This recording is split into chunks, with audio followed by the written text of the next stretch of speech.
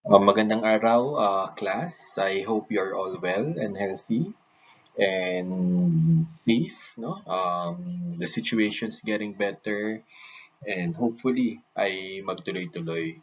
So, for this lecture, we will be talking about paradigms, perspectives, and lenses. So, ang gagawin natin ay basically it's an introduction on this module about paradigms, di ba? And when we say about when we talk about paradigms, no, ano ba yung mga pinag-uusapan natin when it comes to sustainable development? But I think no, it's important that before we discuss that, i-discuss ko itong IPCC 6th Assessment Report. Nakakalabas lang 2 weeks ago, I think, last week ng February. And yung importance, yung significance ng report na ito highlights the urgency for us to adapt, no, to plan out our actions with regards to climate change.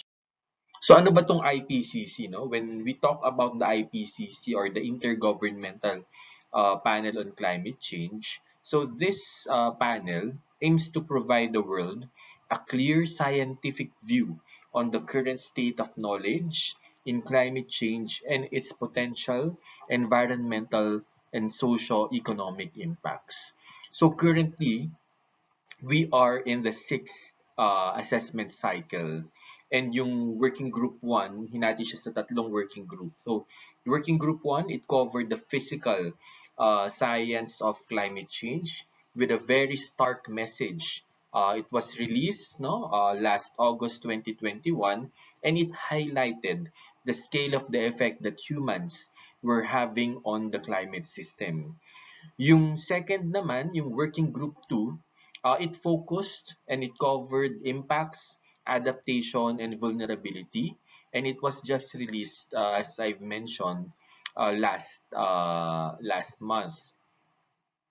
This new report looks at the causes, the impacts, and solutions to climate change. So it gives us the clearest indication to date of how a warmer world is affecting all the living things on Earth. So basically, ni-review niya yung ano ba yung impact ng climate change sa ecosystem natin, sa biodiversity, and of course, in human communities at the global and regional levels. So, it also reviewed vulnerabilities and the capacities and limits of the natural world and human societies to adapt to climate change. So, the last working group, the working group 3, it will focus on climate change mitigation, assessing methods for reducing greenhouse gas emissions, and removing greenhouse gases from the atmosphere. So the target publication of this report is by April 2022. So next month, na a few weeks away, no? But we will be focusing our discussion now sa working group 2, no? And this report is a culmination of 5 years work by 270 authors from 67 countries, di ba? Thousands and thousands of cited references, and a total of more than 60,000 expert and government review. So, yung report na ito, I know a lot of our colleagues from Ateneo de Manila participated in this research undertaking, and it is really, really significant because ayun, it's sounded alarm for us. So basically, in summary, kung sobrang haba na ng IPCC report, ang gusto niya lang sabihin sa atin ay human-induced climate change is causing dangerous and widespread disruption in nature and affecting the lives of billions of people around the world despite efforts to reduce the risks. What's more, the people and ecosystems least able to cope are hardest hit. So this is a very stark, no, very sad, scary summary for this report because ito na yung nakaharap na tayo sa katotohanan na we are in a dangerous planet, no? There's widespread disruption, and billions of people, especially those in the vulnerable countries, are affected. Despite, yun yung important word, despite efforts to reduce the risk. So, this report shows that extreme weather events linked to climate change, like floods and heat waves, are hitting humans and other species much harder than previous assessments indicated. So, yung inakala nung mga past assessment, because we are now in the sixth, no? Ay mas malala pala yung impact niya sa mga tao at sa ibang species. No? This new study says that these impacts are already going beyond the ability of many people to cope. While everyone is affected, some are being hit much harder. This outcome very much depends on where you live. And again, we've talked about this in previous classes. For a country like the Philippines, no, we are in the typhoon belt, we are in the Pacific Ring of Fire, we have very risky social governance context. So, isa tayo sa talagang maapektuhan ng climate change na ito. So basically, this report, no, Climate Change 2022, yung title niya ay Impacts, Adaptation, and Vulnerability. So si Antonio Gutierrez, he is the United Nations Secretary General. He described this report as an atlas of human suffering and a damning indictment of failed climate leadership. Very strong yung statement niya. Seems like, di ba, parang naniningil or sinusumbat niya sa world leaders natin yung ganitong pangyayari kung saan tayo humantong ngayon. So in the coming decades, as global temperatures continue to rise, hundreds of millions of people could struggle against floods, deadly heat waves, and water scarcity from severe drought. No? So yung una, some of the items na diniscuss sa report, mosquitoes carrying diseases like dengue, malaria will spread to new parts of the globe. Because as you know, currently, no, yung dengue and malaria, marami sa Asia and Africa. But because of warming temperatures, lumilipat na, nagbabago yung lugar kung nasaan yung mga mosquitoes na iyon, no? Yung ganitong particular risk ng changing climate conditions will ease the spread of mosquito-borne dengue to billions more by the end of this century. Pangalawa, crop failures could become more widespread, putting families in Africa and Asia at far greater risk of hunger and malnutrition. We also discussed that a few sessions ago, no? Yung konting change lang sa temperature or sa weather, maapektuhan ng malala yung crops natin, yung harvesting, yung planting, because these are based on the climate. So kung may pagbabago dun sa climate, di ba, we are more prone to crop failures. And then yung pangatlo, people unable to adapt to the enormous environmental shifts will end up, di ba, unavoidable loss or fleeing their homes, creating dislocation on a global scale. So what does it mean, no? Yung migration, yung mga taong naapektuhan, kailangang lumipat sa ibang lugar. At again, we discussed this. Ito yung tinatawag nating climate exodus, no? Maliban dyan, yung report, no? For the first time, kinonsider niya, ni-recognize niya that climate change may be exacerbating mental health issues. Very relevant for our psych students, no? Because it includes the stress and trauma related to extreme weather events and the loss of livelihoods and culture. So I think this is a step forward because no, we recognize that climate change and its impacts really affect our mental health and well-being. So hopefully no, more attention will be given to our mental health in relation to climate change and the climate emergency. So no, to avert, ang sabi sa report, to avert the most catastrophic impacts, nations need to quickly and sharply reduce emissions of carbon dioxide, methane, and other greenhouse gases that are dangerously heating the planet.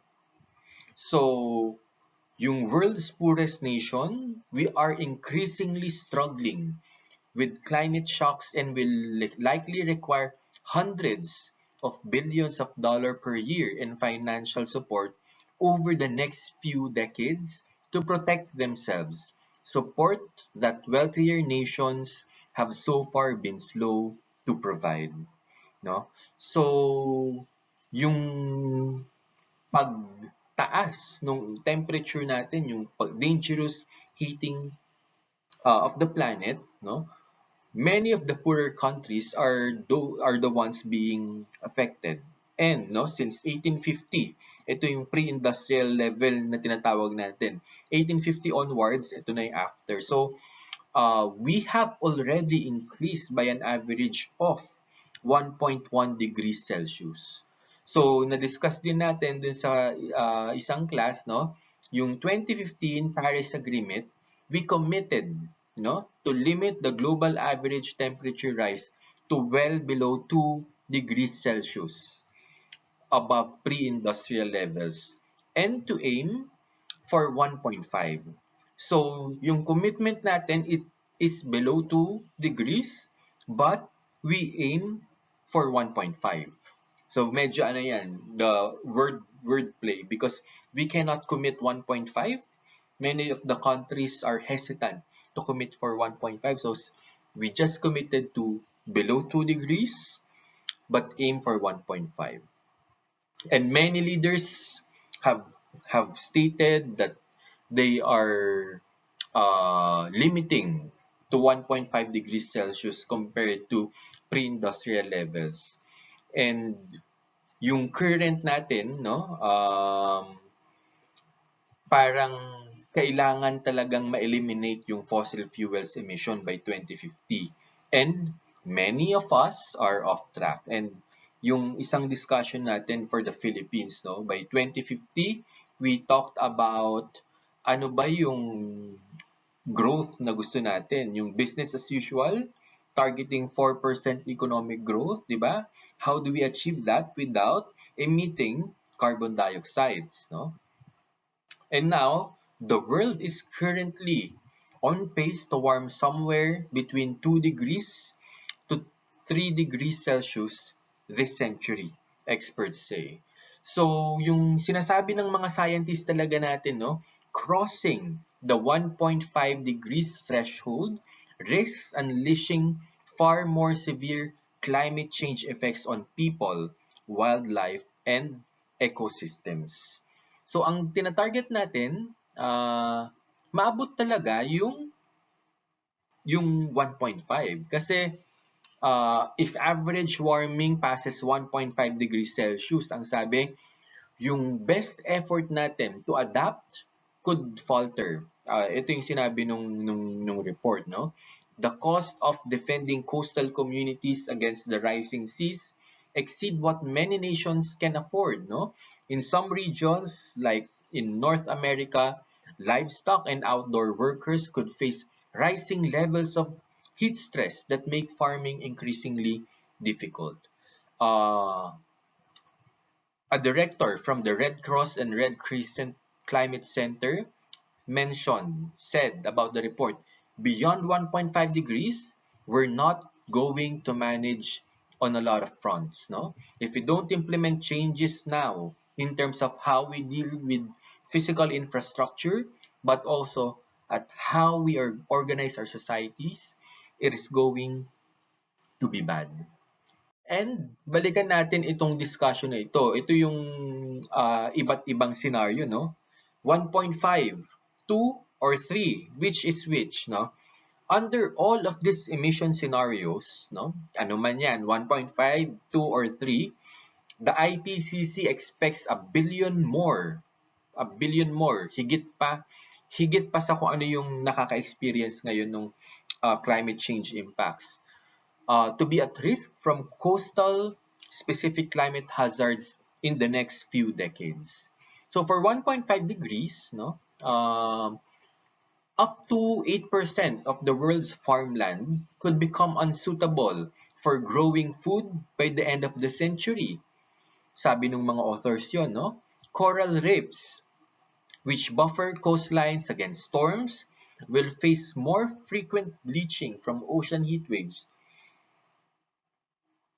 and decline by 70 to 90%. Imagine that, no? Yung mga coral reefs natin, which are already, di ba, depleted, mas kukunti pa to 70 to 90%. And that is just 1.5. Ito yung ideal scenario na tinatawag natin. And the number of people around the world exposed to severe coastal flooding could increase by more than 1/5 without new protections. And next, ito, yung 1 anong nasa pagitan ng 1.5 at saka 2? Diba? 1.7 to 1.8. So, kung na-reach natin yung 1.7 to 1.8 degrees Celsius above the pre-industrial levels or the 1850 level, no? Ang sabi ng report, half of the human population could be exposed to periods of life-threatening climatic conditions arising from heat and humidity. Nakakatakot, 1.8 pa lang. Ngayon 1.1 na tayo, no? What if 2%, no? Ang sabi, kung 2% 2 degrees, no? Kung 2 degrees Celsius yung warming natin, the amount of land globally burned by wildfires is expected to rise by more than 1/3. Between 800 million and 3 billion people globally could face chronic water scarcity because of drought, including more than 1/3 of the population in Southern Europe. Diba? Imagine Europe having drought and water scarcity. Crop yields and fish harvests in many places will start or could start declining. And then, at 3 degrees Celsius of warming, no, the risk of extreme weather events, ano ba yung mga extreme weather events na tinatawag natin, di ba? Yolanda, di ba? It's an extreme weather event. Ano yung last, si Typhoon Odette or si Rai, di ba? Extreme weather event yan. This could rise 5-fold by century's end. At ang pinakakawawa dyan palagi, saan ba nabubuo yung bagyo? Sa atin, sa Philippines. Tayo ang unang dadaanan ng bagyo bago manlalasa sa ibang mga lugar. So flooding from sea level rise and heavier rainstorms could cause 4 times as much economic damage worldwide as they do today. As many as 29% of known plant and animal species on land could face a high risk of extinction. So this is a gloomy, di ba? A very alarming, a scary reminder for us na kahit yung ideal na target natin na 1.5 degrees Celsius of warming above pre-industrial levels will require a lot of changes, a lot of negative changes, hindi not just on our lifestyle, but also on how we live, di ba? How we engage with society, with the environment, with nature, no? So it's a gloomy, scary picture. And ito yung sinasabi natin, yung climate inequality, yung climate injustice, no? Poor nations are far more exposed to climate risks than rich countries, no? Between 2010 and 2020, droughts, floods, and storms, no? This yung 2010 to 2020, this killed 15 times as many people in highly vulnerable countries, including those in Africa and Asia, as in the wealthiest countries. So imagine that, no? 15 times mas maraming namatay sa highly vulnerable countries, especially in Asia and Africa, compared to the wealthiest countries. No, this disparity has fueled the contentious debate. At ito yung pinagtatalunan ever since every time na may climate negotiation, no? What the industrialized nations most responsible for greenhouse gas emissions owe to developing countries, no? Low-income countries, we want financial help, both to defend against future threats and to compensate for damages they can't avoid. So this issue, again and again and again, especially now, will be a focus when government meet for the next United Nations Climate Summit in Egypt this November.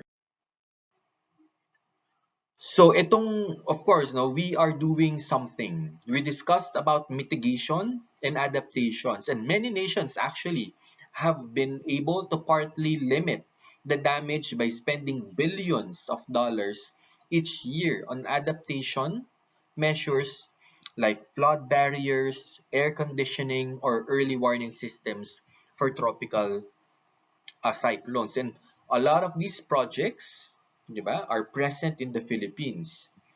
Over the past half century,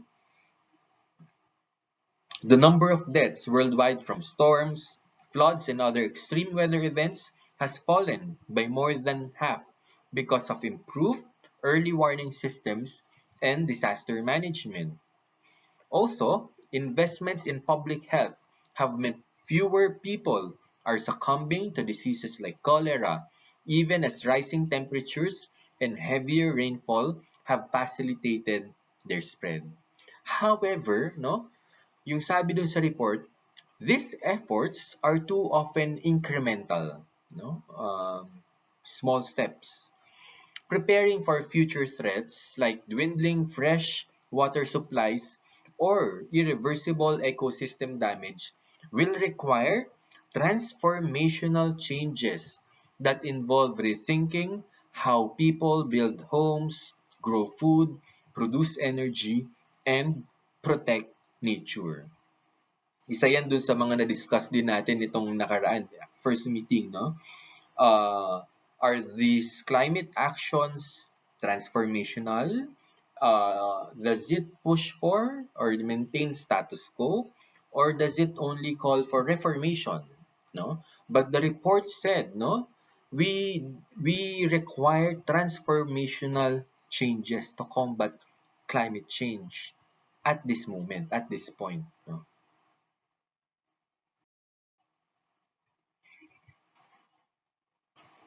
And yung cost ng of course, this adaptation and mitigation, no, of course, effective, pero incremental, but it costs a lot. Sobrang daming pera ang kailangan para sa adaptation and mitigation na yan. Some of the planet's most vulnerable nations have been digging deep into their coffers to cope with climate threats. For example, in Ethiopia, they aim to spend $6 billion a year on a range of adaptation measures, which amounts to around 5.6% of its annual economic output. Meanwhile, one of the poorest countries in the world, no, South Sudan, is preparing to spend $376 million a year until 2030 to address climate fueled flooding, no? But they have no but yung sinabi nga nung a decade ago, wealthy nations actually pledged to deliver $100 billion per year to the developing world by 2020 to shift to cleaner sources of energy and adapt to climate change. But they have fallen short by tens of billions of dollars with only a fraction of the funds spent on adaptation. And this is actually very saddening, no? Very, paano ba? Nakakagalit, no? Kailangan pang malimos para doon sa pera na utang naman talaga nila for us, no? Sa small and developing countries. And whenever they have these talks, ang dating pa talaga donation, no? Parang they are the saviors. We are providing this grant to you, no? As a sign of goodwill, as a sign of our compassion. But then again, we have to demand accountability from them because this mess that we are in right now is actually because of them. And at the same time, many communities are still acting in ways that increase their vulnerability. No? For example, one reason flood risk is growing along the coast, for instance, is that millions of people are actually moving to low-lying areas that are endangered by sea level rise. And some adaptation measures have unintended consequences. For example, seawalls protect certain places but can also redirect flooding into populated areas elsewhere. Irrigation can help protect crops against drought but can also deplete groundwater resources. And it will always be a dilemma. It will always be about our choices. And siguro yung isang example, no, yung communities in the Philippines that increase their vulnerability, no? After ng isang bagyo, for example, after Typhoon Yolanda, bumalik yung mga taong nasira yung bahay nila na tabi ng coast. Bumalik lang din sila sa kung saan sila dati nakatira, which is bawal na dapat, no? Mahirap implement yung mga zoning, yung mga laws natin on that, which is sad. And for us, no, what's next, no?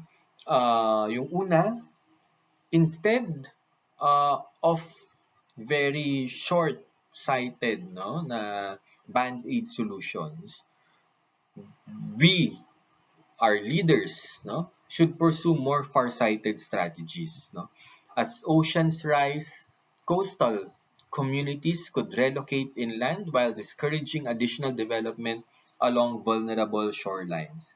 Improvements in basic services like health, roads, electricity, and water could help make poor and rural communities more resilient against climate shocks. No? So we should look at our climate actions as an integrated, no, as a holistic approach na hindi lang yan aalis ng mga tao doon sa coastal communities at ililipat sila sa mas safe na lugar, kundi para sa lahat, no, ma-improve yung pagbibigay ng mga batayang serbisyong panlipunan, kalusugan, no, daanan, electricity, tubig, no, para mas maging resilient yung mga tao. Next, urgent and more ambitious action is required to deal with increasing climate risk. And ang dami doon sa report saying all about this ambitious action because yung mga ginagawa na natin to maintain the status quo or to reform ay kulang. We really need to have ambitious action towards transformation. The next, no, safeguarding and strengthening nature is key to securing a livable future. So, ngayon nauso yung nature-based solutions on climate change. So, we should look into that. And of course, no, adequate finance and political support are essential. So, the report, no, is disdainful of technological fixes.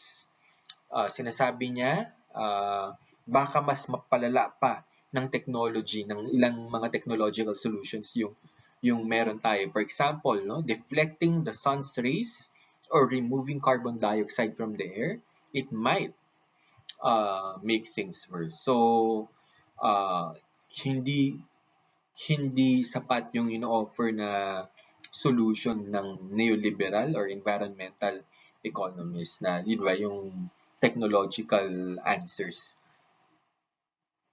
And then the summary for policymakers puts much focus on climate resilient development, no? Which it says it helps build the strength to cope with climate change in every society. Yung sabi nung coordinating lead author ng IPCC, sabi niya, if our development pathways are ones in which health systems don't improve much, education doesn't improve much, our economies aren't growing very fast, and inequality remains a big problem, that's a world where a particular amount of climate change is going to have a really big impact, you know. So dapat, no, in contrast, if it's a world where we are really making rapid progress on education and health and poverty, if climate change is imposed on that society, the risk will be much lower. So we have to ensure, no, our climate actions, our climate solutions are equitable and just. So yun yung yun yung a bit about the IPCC 6th assessment report, yung contribution ng working group 2. Hopefully it will help you,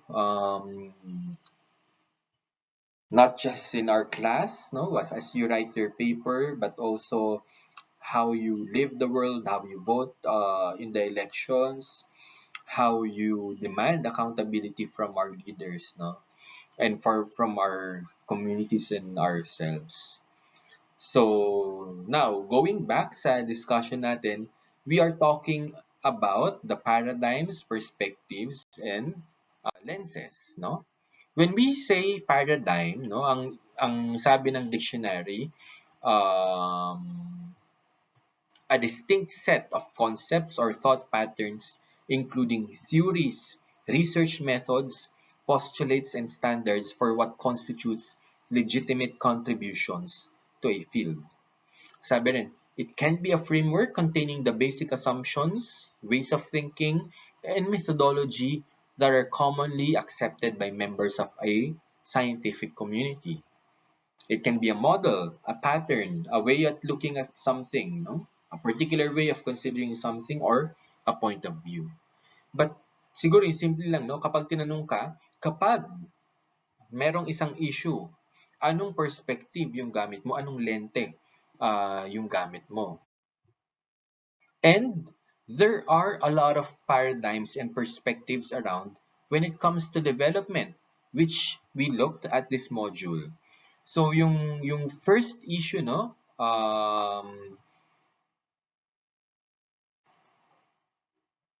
yan yung kay Adam Smith, no, yung key ethical issue has always been whether yung pursuit ng economic greed can be in the interest of society as a whole.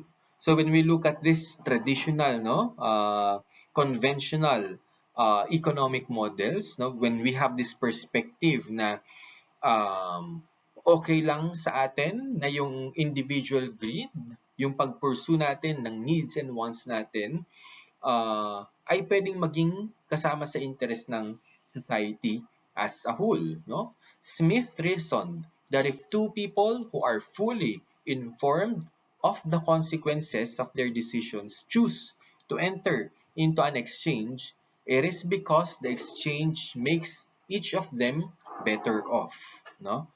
Um, However, in of course that is the working theory, but in reality, no, kung yung dalawang yon ay nasa unequal places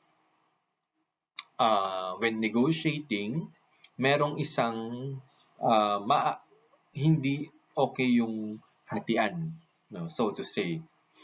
Appealing to Judeo-Christian images of God, Smith invented the metaphor of the invisible hand, arguing that markets induce people to behave for the common good as if they were guided by a higher authority. So, yun yung inaano niya, parang marketing para matanggap ng karamihan, especially during those times, Judeo-Christian yung hegemony, yung dominant perspective. So, ito, no? Yung pyramid, isa sa mga um, description or pictures that reflect or represent a capitalist system. So, capitalism, di ba? We rule you, we fool you, ano ito? We feed all, di ba? We eat for you. Tapos ang nagdadala ay yung mga nasa ilalim.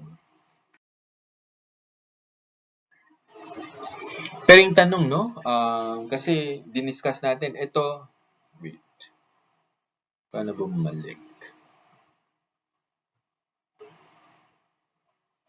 Anyway, yung doon sa dalawa, di ba, yung capitalism and then yung second na paradigm, yung pictures ng capitalism, yun ay yung Marxism, di ba, yung socialism, communism, ganun yung perspective. And yung tanong doon sa module, if you remember doon sa Canvas module at pag nagbasa kayo, nasaan doon sa mga theory na yun, yung sa capitalism, sa socialism, sa lahat ng mga ism, where's the environment? Where's the biosphere? Nasaan yung biophysical limits? How does capitalism treat the environment? How does communism treat the natural resources? No?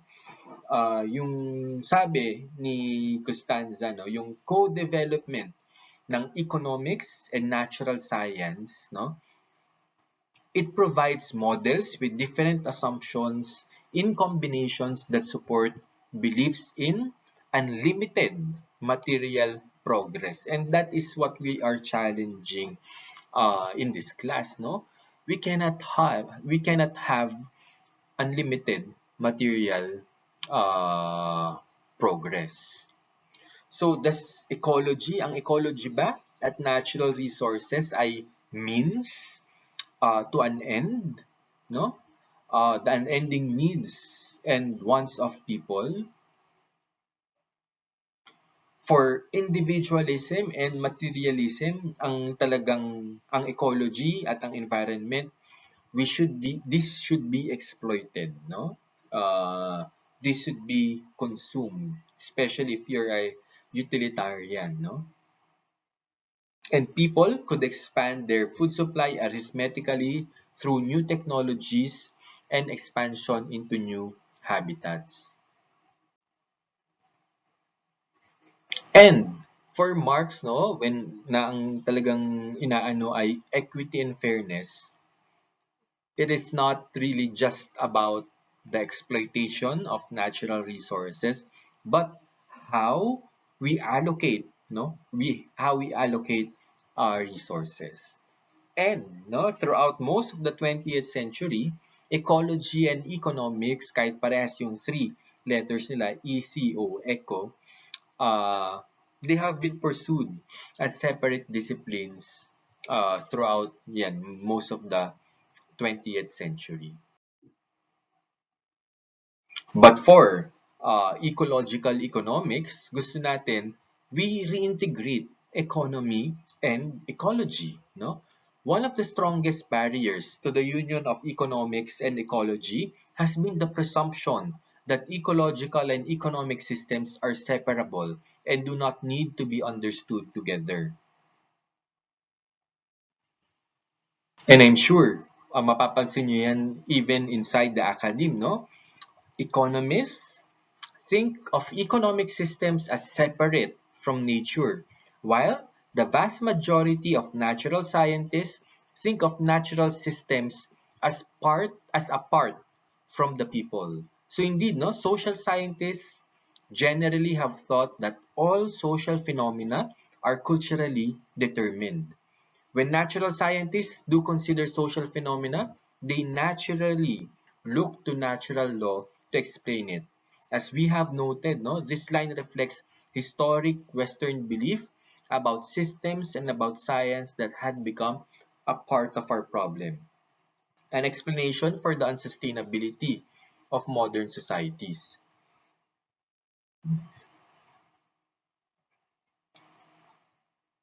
So there are, of course, efforts to marry the two, especially for us, no, looking into ecological economics. So ecological economics is actually good as it is multidisciplinary and pluralistic, accepts the framework of analysis of neoclassical economics along with other frameworks. Indeed, neoclassical market analysis is still an important pattern of thinking within ecological economics. There are, however, differences between patterns of thinking and how the patterns are used with particular assumptions. We have already emphasized that most neoclassical economists assume that technological advance will outpace resource scarcity over the long run, and that ecological services can also be replaced by new technologies. No? So yung pag-iisip that technological innovation will solve everything. However, ecological economists assume that resource and ecological limits are critically important and are much less confident that technological advances will arise in response to higher prices generated by scarcities. This difference, no, in worldview, no, however, does not prevent neoclassical and ecological economists from sharing the same pattern of reasoning. So as you can see, no, how a certain view or a perspective, a paradigm, di ba, makes you decide or act or think about something, no? For example, yun nga, yung pagtingin doon sa ecological limits, di ba? Sa perspective or sa view, sa paradigm ng ginagamit ng neoclassical economists, no? Technological innovation, di ba? It will outpace resource scarcity. What does it mean, no? Mauunahan ng utak natin, ng technology natin, yung kakulangan na mangyayari sa kinabukasan dahil sa climate change impact or sa kung anumang scarcity. But yung perspective, yung view ng ecological economists, no?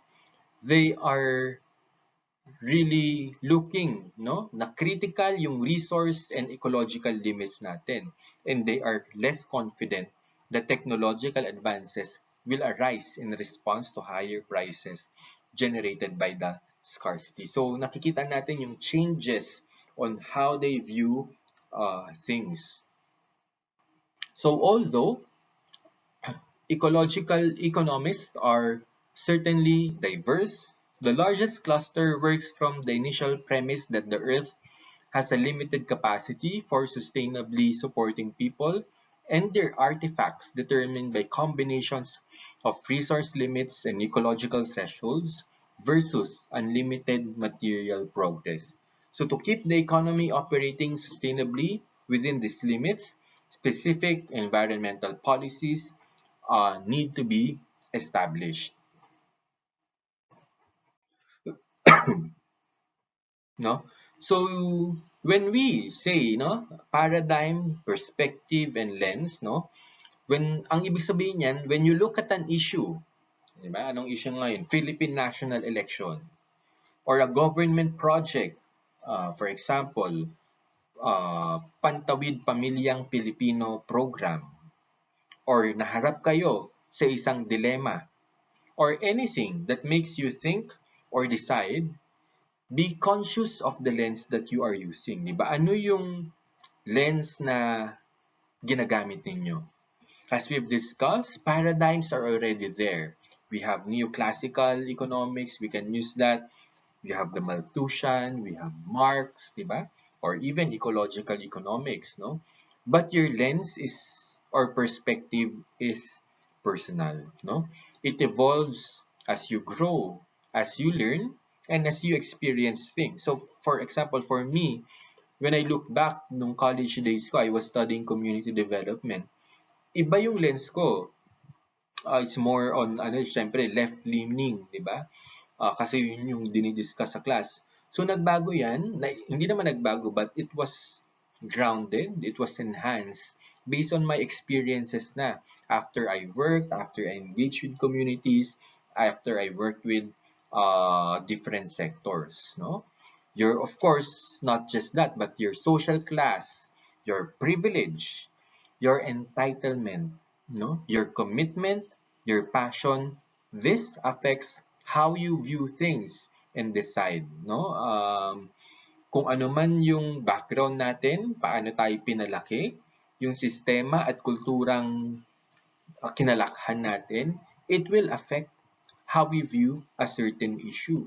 For example, how do we view yan, the Philippine elections, no? Why are our choices, why are your choices different from the choices of the ultra rich? Why are your choices different from the choices of the class D and class E people, no? The farmers, the fisher folk. Because you have different upbringing, no? You have different context, and it affects how you view your lens, how you view an issue. But it is important to be conscious na ito yung kinalakhan ko, ito yung kultura, ito yung upbringing sa akin, ito yung mga biases ko, no?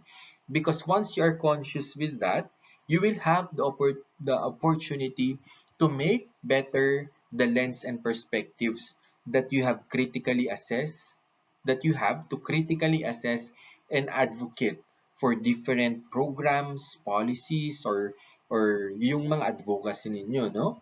Because if you are conscious about that, no, kaya mong malaman na, ay, bias pala ako sa ganito. No, these are my biases, these are my prejudices, these are my, ano ba, my triggers, no? And when you know that, kaya nyong ma-recognize and hopefully you can improve. And again, no, yung sa akin, from 10 years ago, I hope that the lens, the perspective I'm using now is better than it is 10 years ago, and hopefully mas grounded, no, mas inclusive, mas sustainable in a way. And I'm still looking forward to enhancing the perspectives I'm using, that because it will help me, as I move forward with my work, with my engagements, and with my advocacies. So yun yung importance ng paradigms, perspectives, and the lens that we use. And then for next week, nasa ano naman na to, no? March 14 to 14, 15, 16, 17, 18. 14 to 18, I've posted already yung module nyo. Ito yung mga sustainable development lenses na. Kasi yung mga nakaraan, ito yung mga classic paradigms that we have, no? Capitalism, Marxism, but then ano yung mga sustainable development paradigms na available. Of course, we have the sustainable development goals. You have to read on that. The 16, 17 sustainable development goals that was agreed by many countries, including the Philippines in 2015. There was a discussion in donut economics. Ang dami kong students na gustuhan nila yung donut economics because parang na-capture daw yung kaisahan, no, ng society natin, that we are all living under the limits of the biosphere, and we have this equity issues, no, and we are trying to find the middle ground, yung donut. And then the social and solidarity economy. So focus on people working together as cooperatives, no? What are the principles? What are they standing up for? So yan yung tatlo na mga paradigms on sustainable development that you will be learning more about, and hopefully you can use it as you go along in your journey to become a person that contributes something good in this world.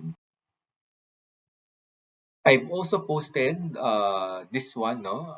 Itong Sustainable Development Goals and the Global Response to Climate Change. This was actually last March 11, but there is a recording and I posted it sa canvas natin, and you have to watch it. So very interesting, very nice. Si David O'Connor, uh, he's a high-ranking SDG official before, but I think really good that he was a former part of the faculty ng Economics Department ng Ateneo and also UP.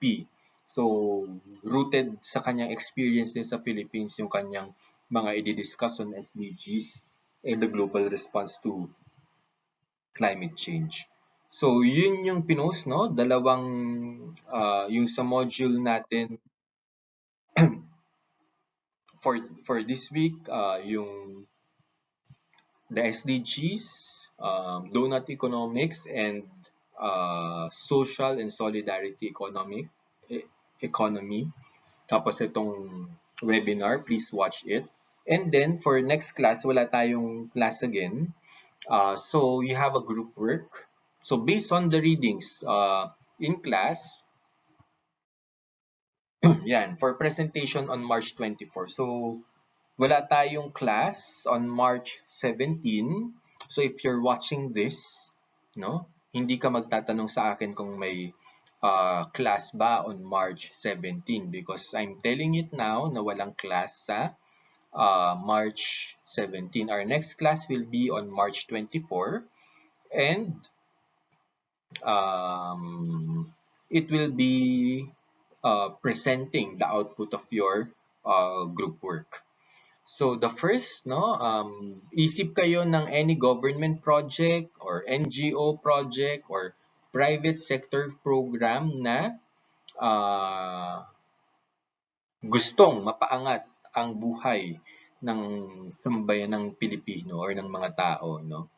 And then the first that you will do, you assess that government project and identify anong SDG goals and targets na tinatry niyang i-achieve. So this can be multiple goals and targets. So for example, a group will choose yan, Pantawid Pamilyang Pilipino Program. So assess nila, anong mga SDG goals ang tina-target niya, no? Or Gawad Kalinga, Human Nature, Ateneo Multipurpose Cooperative, PhilHealth SSS, or anything na maisip ninyo. For the next question, ano yung mga aspects or component ng program na napili ninyo contribute to finding the space dun sa donut economics, no? In which humanity can thrive. The donut-shaped space that is both ecologically safe and socially just. And then the third one, what are your proposed actions to make it part of the social and solidarity economy? And of course, you can only answer these questions if you've read the modules that I posted, the articles, the videos that I posted. So, yan yung gagawin natin sa March 24. It's a group. Each group will be having 15 minutes, no? Each. So, for this, I think, ano na lang,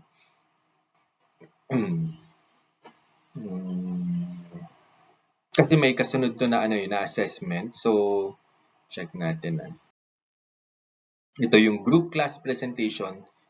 Ito pala, yung kanina, yun ay part ng part ng class participation. So make sure you participate because it will be graded.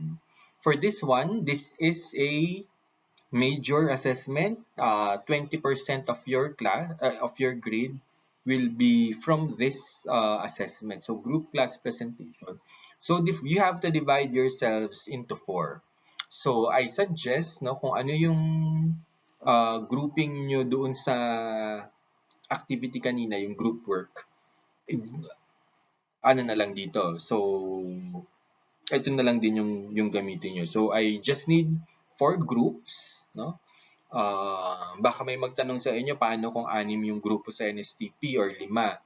I just need 4 groups. So, kayo na bahala kung paano um, divide yourselves, no? Kung basta I need 4 groups. Yung next, no, from among the groups, choose among the following topics to present in class. So, merong 5 topics, but you can choose no kung ano man yung gusto ng group, no? The first one will be international cooperation for development. So it will, if you're interested in the United Nations, its work, no? Ano yung mga ginagawa niya in relation to sustainable development, yun. The next, more on health. So COVID, diba? Pangatlo, disaster and resilience building. Pang-apat, business leadership and creating value, or basically yung mga corporate social responsibility or corporate sustainability. And then yung pang-5 is gender and sustainable development. So you have 5 choices but may sobrang isa. So unahan na lang yan kasi the class middle should ensure that no groups have the same topic. So you have to submit the groupings to me and your chosen topic by March 18 via email. So kayo na bahala mag-discuss sa mga group leaders ninyo or sa class chat group ninyo kung ano yung mga gusto nyong topic, and dapat walang mauulit. No groups should have the same topic. So what you will do is you will prepare a 30-minute presentation in class, no? You can have activity, Mentimeter, Kahoot, Jamboard, or kung ano man, no? Basta you have 30 minutes to present the topic, no? Plus 5 minutes allotted for Q&A from me and the plenary. So what you can do sa presentation, of course, present the background of the topic. Anong relationship niya sa sustainable development? For example, COVID. Okay, so ano yan? Anong connection yan sa sustainable development, no? You have to show na napa-atras niya yung mga advances natin on sustainable development, no? You should provide practical examples and action points. Of course, most of this should be based on our class discussions and the class readings, no? Or yung pag-apply ng mga frameworks ng mga paradigms natin on this, no? Because this one, ito na yung start ng ano natin ng talk on policies. So again, no, this is a major assessment. So 20% of your grade will come from this. So if it's 20%, I will give a total of 20 points. No, 10 from me, 5 coming from your peer evaluation. You will have the opportunity to grade yourselves and your teammates, and 5 will be coming from the plenary. So your classmates will also be able to grade you. And then after the report, you will be submitting a one-page, ano lang, short summary nung report or presentation nyo, 1.5 space, no? Submitted by the group after. So, the presentation, kaya binibigay ko na sa inyo ng mas maaga because this will be next month. So, in a month's time, you will be able to present. So, para meron kayong example, but this is more on a discussion, no? Lecture. I will talk about food security and agriculture on April 7. So, yan yung first na titingnan natin na policy sa module 4, no? On Monday, Thursday, you have no class, of course. So April 4, that's April 14. So you will have time to reflect, no, take a rest, and hopefully by April 21, you are good to go. So group 1 and 2, you will be presenting on April 21, so 30 minutes each. Group 3 and 4, you will be presenting on April 28. So yun. So hopefully malinaw, no? So April 21 and April 28 will be allotted for the group presentation. So yun. If you have questions, you can just send me an email, or we can discuss this class on March 24. So we have a class on March 24. So we can discuss it there. So yun, no? Thank you. I hope you had a good uh, time watching. Of course, I hope you were alarmed by the first part, no, yung IPCC assessment report, but yung naliwanagan din sana kayo in terms of the paradigms, no? How do you view those items sa report, no? If you are more into classical economics, makikita nyo iba yung pagtingin nyo compared sa kung ang gamit yung lens ay Marxism, no? For me, when I look at these kinds of issues, I always think about what is the impact for the most vulnerable. So that is the lens I'm using. And yeah, I hope no you were able to watch this until the very end, no? Kapag napanood nyo to, alam nyo walang class sa March 17. At hopefully, no, kung napanood nyo hanggang sa point na ito, send me a message sa Canvas na just saying na napanood nyo ito. And wag nyong sabihin dun sa mga ibang kaklase nyo na hindi nanood. No? So, we can just see kung napapanood ba yung mga class recording. So, yun. I hope you have a good weekend or good week ahead. Take care and good luck sa class. Bye-bye.